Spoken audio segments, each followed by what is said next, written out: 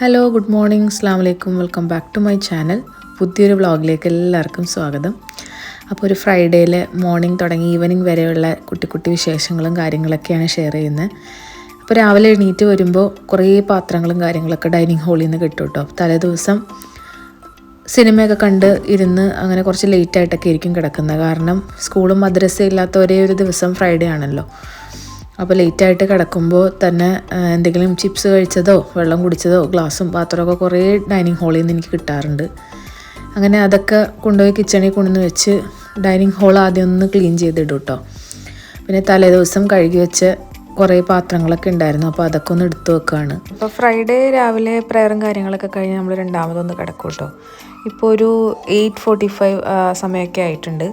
അപ്പോൾ ഇന്നത്തേക്ക് പ്ലാൻ ചെയ്തേക്കുന്നത് ബട്ടർ ചിക്കനും ബട്ടൂരയാണ്. ബട്ടൂര ഞാൻ തലേദിവസം രാത്രി തന്നെ കുഴച്ച് വെച്ചിട്ടുണ്ടായിരുന്നു. രാവിലെ കുഴയ്ക്കാമെന്ന് വിചാരിച്ചു, പക്ഷേ എന്തായാലും ഞാൻ രണ്ടാമത് ഉറങ്ങാൻ കിടന്നു കഴിഞ്ഞാൽ എണീക്കുമ്പോൾ ലേറ്റ് ആവും എന്ന് എനിക്കറിയാം. പിന്നെ കുട്ടികൾ എണീറ്റ് വരുമ്പോൾ എല്ലാവർക്കും വിശപ്പും കാര്യങ്ങളൊക്കെ അല്ലേ, അപ്പോൾ പെട്ടെന്ന് റെഡി ആവുകയും ചെയ്യില്ല. ബട്ടൂരയൊക്കെ കുറച്ച് സമയം കുഴച്ചൊക്കെ വെക്കണമല്ലോ. എന്നിട്ട് തന്നെ കുറച്ച് ലേറ്റായിട്ടുണ്ട്. അപ്പോൾ ഞാൻ ചായയും കുട്ടികൾക്ക് കൊടുക്കുന്നുണ്ട്. ഡെയിലി ഞാൻ അവർക്ക് ചായ കൊടുക്കലില്ല. ഫ്രൈഡേ സാറ്റർഡേ സൺഡേ അങ്ങനെ രാവിലെ വീട്ടിൽ ഉള്ള സമയങ്ങളിൽ മാത്രമേ കൊടുക്കാറുള്ളൂ കേട്ടോ. ഇവിടെയും ബട്ടർ ചിക്കനും ഉച്ചക്കാലത്തേക്ക് കുറച്ച് ഗീ റൈസും ആക്കിയ ഒറ്റ കറി കൊണ്ട് 2 നേരവും പണി കഴിയുമല്ലോ. അപ്പോൾ അങ്ങനെയാണ് വിചാരിക്കുന്നത്. അപ്പോൾ സൺഫ്ലവർ ഓയിൽ അങ്ങനെ തീർന്നിരിക്കണം, അത് ഞാനൊന്ന് ബോട്ടിലേക്ക് ഒഴിച്ചു വെച്ചതാണ് കേട്ടോ. രാത്രി ഫിലിം കണ്ടുകൊണ്ടിരിക്കുമായിരുന്നു ഞങ്ങളും എല്ലാവരും കൂടി. വെട്ടം മലയാളം ഫിലിം ഉണ്ടല്ലോ, അത് അങ്ങനെ വെച്ചിട്ട് അങ്ങനെ കണ്ടുകൊണ്ടിരിക്കുന്നത്. അപ്പോഴാണ് ഞാൻ ഓർത്തത് ബട്ടൂരയാണല്ലോ, കുഴച്ച് വെച്ചാലോ എന്ന് ഇങ്ങനെ വിചാരിച്ചു. പിന്നെ എനിക്ക് ഭയങ്കര മടിയായി. അങ്ങനെ ലേറ്റാക്കി അവസാനം 12 മണിയായപ്പോൾ ഞാൻ കിച്ചണിൽ കയറി. ഒരു 11:30 ആ സമയത്താണ് കേട്ടോ. അപ്പോൾ 1 കപ്പ് പാല്, അതിലേക്ക് 2 ടീസ്പൂൺ ഈസ്റ്റും 2 ടീസ്പൂൺ ഷുഗറും ഇട്ടിട്ട് നല്ലോണം മിക്സ് ചെയ്യുക. ഇൻസ്റ്റൻറ്റ് ഈസ്റ്റ് ആയതുകൊണ്ട് ജസ്റ്റ് ഒന്ന് മിക്സ് ചെയ്തെടുത്താൽ മതി. അതിലേക്കൊരു 4 കപ്പ് മൈദയും പിന്നെ ഒരു 4 ടേബിൾ സ്പൂൺ തൈരും കുറച്ച് ഓയിലും ഉപ്പും ഇട്ടിട്ട് നല്ലപോലെ മിക്സ് ചെയ്തെടുക്കുകയാണ്. ഞാൻ തൈരെടുത്ത സ്പൂൺ കുറച്ച് വലുതായതുകൊണ്ട് ടേബിൾ സ്പൂൺ അളവ് കുറച്ച് കൂടിപ്പോയി. അപ്പോൾ അതുകൊണ്ട് തന്നെ എനിക്ക് വെള്ളം ഒഴിക്കേണ്ട വന്നില്ല. ഈ അളവിലാണ് എടുക്കുന്നതെങ്കിൽ ഒരു 1/4 കപ്പ് വെള്ളം എന്തായാലും ആഡ് ചെയ്യേണ്ട വരും. അപ്പോൾ വെള്ളം ഒഴിക്കാതെ തന്നെ എൻ്റെ സെറ്റായി വരാൻ കാരണം തൈരിൻ്റെ അളവ് കുറച്ച് കൂടിപ്പോയതുകൊണ്ടാണ്. അങ്ങനെ രാത്രി തന്നെ മിക്സ് ചെയ്ത് അതിൻ്റെ മുകളിൽ കുറച്ച് ഓയിലൊന്ന് സ്പ്രെഡ് ചെയ്ത് കൊടുത്തതിന് ശേഷം അങ്ങനെ ക്ലിങ് റാപ്പ് വെച്ചിട്ട് നല്ല എയർ ടൈറ്റായിട്ടൊന്ന് കവർ ചെയ്ത് അങ്ങനെ വെക്കുന്നുണ്ട്.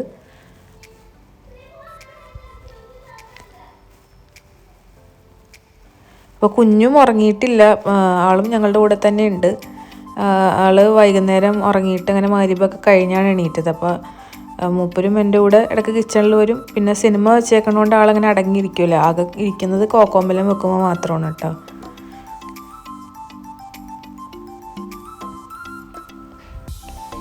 അങ്ങനെ എന്തെങ്കിലും ഒരു പണി എടുത്തു കഴിഞ്ഞ് കഴിഞ്ഞാൽ അതിൻ്റെ ഇരട്ടി പാത്രങ്ങൾ വരുമല്ലോ. ഇത് എവിടെ നിന്നാണ് വരണേന്ന് യാതൊരു ഐഡിയ ഇല്ല. അങ്ങനെ അതൊക്കെ ഒന്ന് കഴുകി വെക്കുകയാണ്. പിന്നെയും ഞാൻ പിള്ളേരുടെ കൂടെ പോയി അങ്ങനെ ഫിലിം ഇരുന്ന് കണ്ട് അങ്ങനെ ഒരു 12 മണിയോടുകൂടി ഞങ്ങൾ കിടന്നു കേട്ടോ. 12 മണിയല്ല, 12:30 മണിയൊക്കെ ആയി.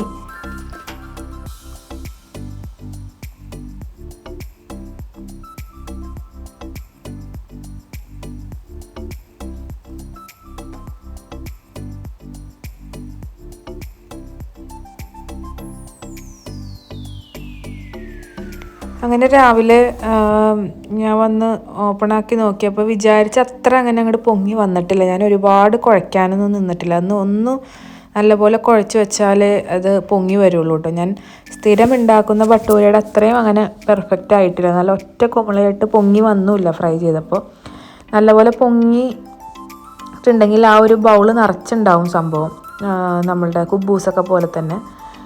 അപ്പോൾ അത്ര പെർഫെക്റ്റ് ആയില്ല, എന്നാലും ടേസ്റ്റ് അടിപൊളിയാണ്. ബട്ടർ ചിക്കന് എന്നും ഏറ്റവും ബെസ്റ്റ് കോമ്പിനേഷൻ ബട്ടൂര തന്നെയാണ് കേട്ടോ. ഞാൻ എപ്പോൾ ബട്ടർ ചിക്കൻ ഉണ്ടാക്കിയാലും ബട്ടൂര ഉണ്ടാക്കാറുണ്ട്. അങ്ങനെ ചായയൊക്കെ നരിച്ചെടുത്ത് കുറച്ച് നേരം ചായയൊക്കെ കുടിച്ചിരുന്നു. അത് കഴിഞ്ഞ് കുട്ടികളൊക്കെ എണീറ്റ് വരുന്ന സമയമായി.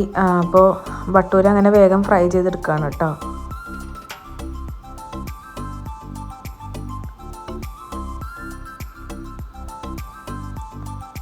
ഈ ഒരു അളവ് പെർഫെക്റ്റ് ആണ്, പക്ഷെ നല്ലപോലെ ഒന്ന് ഒരു 5-10 മിനിറ്റ് നല്ലപോലെ കുഴച്ചതിന് ശേഷം മാത്രം റാപ്പ് ചെയ്ത് വെക്കുക. ഒരു 2 മണിക്കൂറോളം ഇരുന്നാൽ തന്നെ നല്ലപോലെ പൊങ്ങി വരും.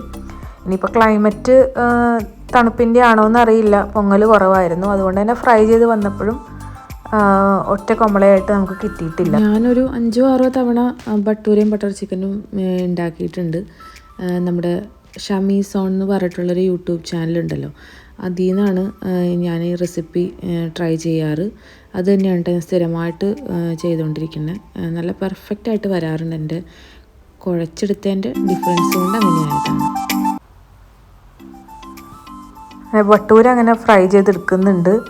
അപ്പോൾ അതിൻ്റെ ഇടയിൽ കുഞ്ഞെണീറ്റ് വന്നിട്ടുണ്ട് കേട്ടോ. അപ്പോൾ അങ്ങനെ ഫ്രൈ ചെയ്തത് ആൾക്കങ്ങനെ കറിയൊന്നും വേണമെന്നില്ല. പൂരിയോ ബട്ടൂര അങ്ങനെയൊക്കെ ആണെങ്കിൽ ആളങ്ങനെ പച്ചക്ക് തന്നെ വന്ന് കഴിക്കും കേട്ടോ. ആൾക്ക് അതാണ് ഇഷ്ടം. ശരിക്കും ബട്ടൂര നമ്മൾ എണ്ണയിലേക്ക് ഇടുമ്പോൾ തന്നെ ഒരൊറ്റ ഇതായിട്ട് തന്നെ പൊങ്ങി വരും കേട്ടോ. പക്ഷേ എൻ്റേതിങ്ങനെ ചെറിയ രീതിയിൽ മാത്രമേ പൊങ്ങി വന്നിട്ടുള്ളൂ. അപ്പോൾ ആദ്യം പൊരിച്ചെടുക്കുന്ന ഉടനെ അത് ഹാർഡായിരിക്കും. പിന്നെ കുറച്ച് നേരം കഴിഞ്ഞ് ലൈറ്റായിട്ടൊന്ന് ചൂടാറി കഴിഞ്ഞ് കഴിഞ്ഞാൽ നല്ല സോഫ്റ്റായിട്ട് നമുക്ക് എടുത്ത് കഴിക്കാം കേട്ടോ. നല്ല കുറച്ചൊരു ടേസ്റ്റും ഉണ്ടാവും ഇതിന്. തൈരിലും പാലിലൊക്കെ കുഴച്ചെടുക്കുന്നതുകൊണ്ട് തന്നെ പ്രത്യേക ഒരു ടേസ്റ്റാണ് കേട്ടോ. ബട്ടർ ചിക്കൻ്റെ കൂടെയുള്ള ബെസ്റ്റ് കോമ്പിനേഷനാണ്. അപ്പോൾ ഉണ്ടാക്കാത്തവരാണെങ്കിൽ ഒന്നിങ്ങനെ ഉണ്ടാക്കി ട്രൈ ചെയ്യുക. അത്യാവശ്യം നല്ല പോലെ കുഴച്ച് നമ്മളൊന്ന് എയർ ടൈറ്റായിട്ട് വെച്ചിട്ടുണ്ടെങ്കിൽ നല്ലപോലെ പൊങ്ങി വരും. അങ്ങനെ അത് പരത്തി 4-5 പീസാക്കി കട്ട് ചെയ്തിട്ട് അങ്ങനെ ഫ്രൈ ചെയ്തെടുത്താൽ മതി. ഈ കണ്ണൂർ സ്പെഷ്യലാണിത്. കണ്ണൂർ ഈ പുതിയാപ്പിള സൽക്കാരത്തിന് വേണ്ടിയിട്ട് അവർ സ്ഥിരം ഉണ്ടാക്കുന്ന അവരുടെ വീട്ടിലെ ഒരു നോർമൽ പുട്ട് ഇടിയപ്പം പോലുള്ളൊരു റെസിപ്പിയാണ് നമ്മുടെ ബട്ടൂര. അപ്പോൾ ബട്ടർ ചിക്കനും ഗീ റൈസും ഒക്കെ ഞാൻ ആ ഒരു ഒറ്റ ടൈമിൽ തന്നെ അങ്ങനെ അങ്ങോട്ട് ഉണ്ടാക്കിയെടുക്കുകയാണ് കേട്ടോ. അതിൻ്റെ ഇടയിൽ ഞങ്ങൾ ഒരുമിച്ച് ഇരുന്ന് ബ്രേക്ക്ഫാസ്റ്റും കഴിച്ചിട്ടുണ്ട്.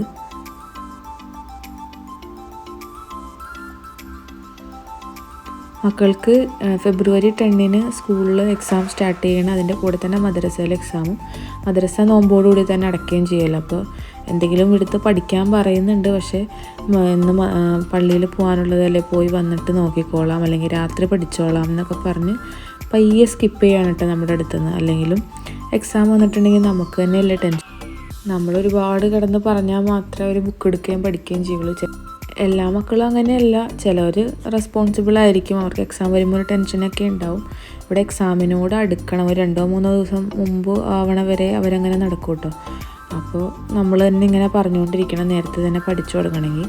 അങ്ങനെ ഞാൻ ഉടനെ ഗീ റൈസും ആക്കുന്നുണ്ട്. അതിന് വേണ്ടിയിട്ട് കുറച്ച് നെയ്യും വെളിച്ചെണ്ണയും കൂടിയാണ് കേട്ടോ ഞാൻ ഒഴിക്കുന്നത്. കുറച്ച് ക്യാരറ്റ് ഗ്രേറ്റ് ചെയ്തതുണ്ടായിരുന്നു, പിന്നെ സ്ലൈസ്ഡ് ഒനിയനും, പിന്നെ എല്ലാ സ്പൈസസും കുറേശ്ശെ ഇട്ടതിന് ശേഷം 2 കപ്പ് ജീരകശാല അരിയിട്ട് ഒരു 2-3 മിനിറ്റ് ഞാനൊന്ന് വഴറ്റിയെടുക്കുന്നുണ്ട്, ഒന്ന് വറുത്തെടുക്കുന്നുണ്ട്. എന്നിട്ട് അതിലേക്ക് ഇരട്ടി വെള്ളം, 4 ഗ്ലാസ് വെള്ളം ഒഴിച്ച് അങ്ങനെ നെയ്ച്ചോറ് ഗീ റൈസ് ഇപ്പോൾ എല്ലാവരും ഉണ്ടാക്കുന്നതാണല്ലോ. അപ്പോൾ ഞാനുണ്ടാക്കുന്നത് ഈ രീതിയിലാണ്. അപ്പോൾ ചിക്കനും ഞങ്ങൾ നല്ലവണ്ണം കഴുകി എടുത്തിട്ടുണ്ട്. ഒരു 1.5 കിലോ ചിക്കൻ ഉണ്ട്. അതിലേക്ക് മഞ്ഞൾപ്പൊടി, മുളക് പൊടി, കുറച്ച് തൈരും ഉപ്പും പുരട്ടി അങ്ങനെ മാറ്റി വെക്കുന്നുണ്ട്. അതിനുശേഷം മസാല ഉണ്ടാക്കാൻ വേണ്ടിയിട്ട് ബട്ടറും കുറച്ച് ഓയിലും, സൺഫ്ലവർ ഓയിലും തന്നെ എടുക്കണം. വെളിച്ചെണ്ണ ഒരിക്കലും എടുക്കരുത്, ടേസ്റ്റേ മാറിപ്പോവും. അതിലേക്ക് ഇഞ്ചി വെളുത്തുള്ളി ചതച്ചതും കുറച്ച് ഒനിയനും, ഒരു 3 ഒനിയൻ എടുത്തിട്ടുണ്ടായിരുന്നു, അതും നല്ലപോലെ വഴറ്റി അതിലേക്ക് കുറച്ച് നട്ട്സ്, ഒരു 10-15 നട്ട്സും ഇട്ട് നല്ലപോലെ വഴറ്റി എടുക്കുന്നുണ്ട്. അപ്പോൾ ആ സമയം കൊണ്ട് ഗീ റൈസ് ആയിട്ടുണ്ട്. എനിക്ക് ഒന്ന് മിക്സായിട്ടിരിക്കണ ഗീ റൈസാണ് കേട്ടോ ഇഷ്ടം. ഒപ്പം വിട്ടിരിക്കുന്നതിനേക്കാളും ഒന്ന് കുഴഞ്ഞ നെയ്ച്ചോറിനോടാണ് എനിക്ക് കുറച്ചുകൂടി ഇഷ്ടം. അങ്ങനെ ഗീ റൈസ് നമ്മുടെ സെറ്റായി. അപ്പോൾ അതങ്ങനെ അടച്ച് വെക്കുന്നുണ്ട്. ഇതിലേക്ക് 2 പച്ചമുളകും പിന്നെ ഒരു 4 തക്കാളിയും കൂടിയാണ് ഇടുന്നത്. അപ്പോൾ ഒരുപാട് വഴന്ന് വരണമെന്നൊന്നുമില്ല, കാരണം നമ്മളിത് മിക്സിയിൽ നല്ല പേസ്റ്റായിട്ട് അരച്ചെടുക്കുകയാണല്ലോ ചെയ്യുന്നത്. അപ്പോൾ അതൊന്ന് വഴന്ന് വന്നാൽ മതി. നമ്മൾ ആ പേസ്റ്റും ഒന്നും കൂടി തിളപ്പിച്ചെടുക്കുന്നുണ്ട്. ഇതിലേക്ക് പൊടികൾ മഞ്ഞൾപ്പൊടി, മുളക് പൊടി, മല്ലിപ്പൊടി 3 കൂടി മിക്സ് ചെയ്ത് തന്നെ ആഡ് ചെയ്യും കേട്ടോ. അങ്ങനെ അത് സെറ്റായി കഴിഞ്ഞപ്പോൾ ഞാനങ്ങനെ മിക്സിയുടെ ജാറിലേക്ക് ഇട്ട് വെക്കുന്നുണ്ട്. അപ്പോൾ ചൂടാറിക്കഴിഞ്ഞാൽ നമുക്കതങ്ങനെ അരച്ചെടുക്കാം കേട്ടോ. അതിൻ്റെ ഇടയിൽ ചിക്കൻ നല്ല ഫ്രൈ ആയിട്ട് വരുന്നുണ്ട്. ചിക്കൻ്റെ ഫ്ലെയിം നല്ല കൂട്ടി വെക്കണം കേട്ടോ. ഞാൻ ഒന്ന് സിമ്മിലാണ് കിടന്നിരുന്നത്, ഞാൻ ശ്രദ്ധിച്ചില്ല. അങ്ങനെ വരുമ്പോഴാണ് ചിക്കനിൽ നിന്ന് ഇങ്ങനെ വെള്ളം ഇറങ്ങി വരുന്നത്. ചിക്കൻ ഫ്രൈ ചെയ്യാനായിട്ട് ഇടുകയാണെങ്കിൽ അത്യാവശ്യം നല്ല ഫ്ലെയിമിൽ തന്നെ ഇടണം. ഒരു ഷാലോ ഫ്രൈ ആക്കി എടുത്താൽ മതി കേട്ടോ. ഒരുപാട് പൊരിച്ചൊന്നും എടുക്കണ്ട. ഷാലോ ഫ്രൈ ചെയ്തെടുത്തതിന് ശേഷം നമ്മുടെ അരച്ച് വെച്ച മസാല അതിലേക്ക് ഇട്ടു. അപ്പോൾ ചിക്കൻ്റെ വെള്ളത്തിലേക്ക് തന്നെയാണ് ഞാൻ ആ മസാല ഇട്ട് കൊടുക്കുന്നത്. മിക്സിയുടെ ജാറും ഒന്ന് കഴുകി അതും കൂടി ഒഴിച്ച് കൊടുക്കുന്നുണ്ട്. മിക്സിയുടെ ജാറ് രണ്ടും പണി മുടക്കിയേക്കണോണ്ട് ഞാൻ ജ്യൂസറിലിട്ടാണ് അങ്ങനെ അരച്ചെടുത്തത്. അങ്ങനെ അത് നല്ലപോലെ തിളച്ച് വരുമ്പോൾ അതിലേക്ക് നമ്മൾ ഫ്രൈ ചെയ്ത് വെച്ച് ചിക്കൻ ഇട്ട് കൊടുക്കാം. ചിക്കൻ ഷാലോ ഫ്രൈ ചെയ്താൽ മാത്രം മതി. എന്നിട്ട് അതിലേക്ക് കുറച്ച് ഫൈനലി നമ്മൾ ആഡ് ചെയ്യേണ്ട സംഭവങ്ങൾ കുറച്ച് മല്ലിയില ആഡ് ചെയ്യണം. അതേപോലെ ഫ്രഷ് ക്രീമാണ് ആഡ് ചെയ്യേണ്ടത്. എൻ്റെ അടുത്ത് കുറച്ച് കുക്കിംഗ് ക്രീം ഉണ്ടായിരുന്നത്, അപ്പോൾ ഇതിനായിട്ട് ഇനി ഫ്രഷ് ക്രീം വാങ്ങിക്കണ്ടല്ലോ എന്ന് കരുതി അങ്ങനെ കുക്കിംഗ് ക്രീം ആഡ് ചെയ്തു. പിന്നെ നമ്മുടെ പുളിയും എരിവും എല്ലാം ബാലൻസ് ചെയ്യാൻ വേണ്ടിയിട്ട് കുറച്ച് ഷുഗർ ആഡ് ചെയ്യണം, കുറച്ച് കെച്ചപ്പ് ആഡ് ചെയ്യണം, പിന്നെ കസൂരി മേത്തി അതൊന്ന് പൊടിച്ചിടണം. ഇത്രയാണ് ലാസ്റ്റ് ചേർക്കേണ്ട സംഭവങ്ങൾ. അങ്ങനെ നമ്മുടെ അട്ടിപ്പൊളി ബട്ടർ ചിക്കൻ ഇവിടെ റെഡി ആയിട്ടുണ്ട് കേട്ടോ. എന്തെങ്കിലും പുളിയോ എരിവോ എന്തെങ്കിലും മുന്തി നിൽക്കുന്നുണ്ടെങ്കിൽ നമ്മൾ പഞ്ചസാര ആഡ് ചെയ്തിട്ട് അതൊന്ന് അഡ്ജസ്റ്റ് ചെയ്താൽ മതി. അപ്പോൾ ടേസ്റ്റ് നോക്കുമ്പോൾ നമുക്കത് ബാലൻസ് ചെയ്യാൻ വേണ്ടിയിട്ട് പറ്റും. അങ്ങനെ പാത്രങ്ങളൊക്കെ കഴുകി കിച്ചൺ ഒന്ന് ക്ലീൻ ചെയ്തെടുക്കുകയാണ്. അപ്പോൾ ഇന്നത്തെ കുക്കിങ്ങും കാര്യങ്ങളൊക്കെ അങ്ങനെ കഴിഞ്ഞിട്ടുണ്ട്. എല്ലാം കഴിഞ്ഞതിന് ശേഷമാണ് കേട്ടോ ഞങ്ങൾ ഫുഡ് കഴിക്കാനിരുന്നത്. ഒരു 12 മണിയോടുകൂടിയാണ് ബ്രേക്ക്ഫാസ്റ്റ് കഴിക്കാനിരുന്നത്. മക്കളും ചായയും ബിസ്ക്കറ്റൊക്കെ കഴിച്ച് അങ്ങനെ ഇരുന്നതുകൊണ്ട് അവർക്കങ്ങനെ വിശപ്പുണ്ടായിരുന്നില്ല. കുഞ്ഞാണെങ്കിലും കിച്ചണിൽ വന്നും പോയും ഭട്ടൂര ഒക്കെ കഴിച്ചുകൊണ്ടിരിക്കുന്നുണ്ടായിരുന്നു. അങ്ങനെ പാത്രങ്ങളൊക്കെ കഴുകി കിച്ചൺ അങ്ങനെ ഒതുക്കുകയാണ് കേട്ടോ. കറി വെച്ച പാടെ കഴിച്ചപ്പോൾ കുറച്ച് എരിവുണ്ടായിരുന്നു. കാരണം നമ്മൾ വഴറ്റുമ്പോൾ പച്ചമുളക് ആഡ് ചെയ്യുമല്ലോ. അപ്പോൾ നമ്മൾ അരയ്ക്കാൻ നേരത്ത് ആ പച്ചമുളക് എടുത്ത് മാറ്റണം. ഞാൻ മാറ്റാൻ വിട്ടുപോയി. അപ്പോൾ അരച്ചതിൻ്റെ കൂട്ടത്തിൽ പച്ചമുളക് ഇട്ടായതുകൊണ്ട് ആറുവിന് കുറച്ച് എരിവ് കൂടുതലാണെന്ന് പറഞ്ഞു. അങ്ങനെ ഞാൻ പിന്നെയും ഷുഗർ ഇട്ട് ഉച്ചയ്ക്ക് ലഞ്ച് കഴിക്കാറായപ്പോഴത്തേനും അതങ്ങനെ അങ്ങോട്ട് ബാലൻസ് ചെയ്തു കേട്ടോ. പിന്നെ ഉണ്ടാക്കിയ കറിയിൽ നിന്ന് കുറച്ച് ഞാനൊരു ബോക്സിലാക്കി മാറ്റി വെക്കുന്നുണ്ട്. അതല്ലെങ്കിൽ പെട്ടെന്ന് തന്നെ കറി തീർന്നു പോകും. എന്തുണ്ടാക്കുമ്പോഴും കുറച്ച് സ്പെഷ്യൽ കറിയാണെങ്കിൽ ഞാൻ അപ്പം തന്നെ കുറച്ചെടുത്ത് ചൂടാറിക്കഴിഞ്ഞതിന് ശേഷം കുറച്ച് ഫ്രിഡ്ജിലേക്ക് മാറ്റും. അല്ലെങ്കിൽ പെട്ടെന്ന് കറി തീർന്നു പോകും. അതാണ് ഇവിടുത്തെ പ്രശ്നം. അങ്ങനെ ഓൾമോസ്റ്റ് പള്ളി പോണ സമയമൊക്കെ ആയി, 12 മണിയൊക്കെ ആയി. അപ്പോൾ നമ്മൾ ഫുഡ് കഴിക്കാൻ വേണ്ടിയിട്ടിരിക്കുകയാണ് കേട്ടോ.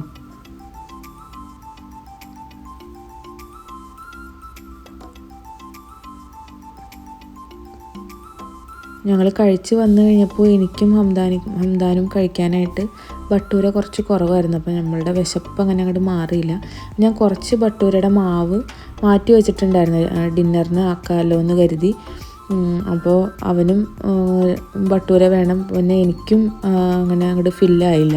അപ്പോൾ പിന്നെ ഞാൻ കഴിച്ച് നിർത്തി രണ്ടാമതൊന്നുകൂടി ബാക്കി ഉണ്ടായിരുന്ന മാവെടുത്ത് അങ്ങനെ രണ്ടാമതും അങ്ങനെ ഫ്രൈ ചെയ്തെടുത്തിട്ടോ.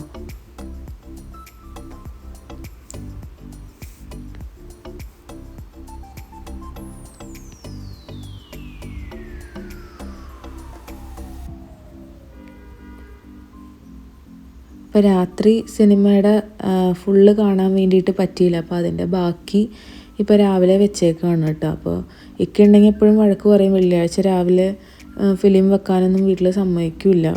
നിസ്കാരവും പ്രയറും കാര്യങ്ങളൊക്കെ ഉള്ള ദിവസമാണ്, രാവിലെ ഫിലിം വെക്കരുത് എന്നൊക്കെ അങ്ങനെയൊക്കെ പറയാറുണ്ട്. പിന്നെ ഞാൻ കണ്ട് ബാക്കി കാണാനുള്ള എക്സൈറ്റ്മെൻറ്റ് ഉണ്ടാവുമല്ലോ. അപ്പോൾ എങ്ങനെയും അത് തീരട്ടെ എന്ന് വിചാരിച്ച് അങ്ങനെ അങ്ങോട്ട് വെച്ച് കൊടുത്തതാണ് കേട്ടോ. അപ്പോൾ ഞങ്ങളുടെ എന്തായാലും വയറ് ഫില്ലായിട്ടില്ല. അപ്പോൾ ബാക്കിയുള്ള ആ ഒരു ചെറിയ പോർഷനും കൂടി എടുത്ത് അങ്ങനെ ഫ്രൈ ചെയ്ത് ഞാൻ ഹംദാനും കൂടി ഇരുന്ന് അങ്ങനെ രണ്ടാമത് കഴിച്ചു. പക്ഷെ കഴിച്ചത് എന്തായാലും രണ്ടാമത് കഴിക്കേണ്ട ഒരു ആവശ്യം ഉണ്ടായിരുന്നില്ല. കഴിച്ചത് കുറച്ച് കൂടിപ്പോയി. എനിക്കെന്തോ ഇര വിഴുങ്ങിയ മാതിരി ആയിപ്പോയിട്ടോ. പിന്നെ ഉറക്കം വന്നിട്ടൊരു രക്ഷയുണ്ടായില്ല. അത്രയും കഴിച്ച് കഴിഞ്ഞിട്ട് പിന്നെ ഞാൻ ലഞ്ചൊന്നും കഴിച്ചില്ല. പിന്നെ ഞാൻ ഫുഡ് കഴിക്കുന്നത് രാത്രിയാണ്. അപ്പോൾ കഴിച്ചത് കുറച്ചധികമായി പോയിട്ടുണ്ട്. എനിക്ക് കണ്ണിങ്ങനെ അടഞ്ഞു പോകുമായിരുന്നു. പിന്നെ കുഞ്ഞ് നടക്കുന്നതുകൊണ്ട് എനിക്ക് അവൻ ബാൽക്കണിയിലേക്ക് പോകുമ്പോൾ ഭയങ്കര പേടിയാണ്. ഇക്കായുമില്ല, ആരെ ഏൽപ്പിക്കാൻ പറ്റില്ലല്ലോ. അതുകൊണ്ട് പിന്നെ ഞാൻ അതുകൊണ്ട് അങ്ങനെ അഡ്ജസ്റ്റ് ചെയ്ത് നടന്നു. പിന്നെ മക്കൾ പള്ളിയിലൊക്കെ പോയി വന്ന് ഒരു 2 മണിയൊക്കെ ആയപ്പോൾ വന്നതിന് ശേഷം മക്കളെ ഏൽപ്പിച്ചിട്ട് ഞാനൊരു മണിക്കൂർ അങ്ങനെ അങ്ങോട്ട് കയറി കിടന്നുറങ്ങി.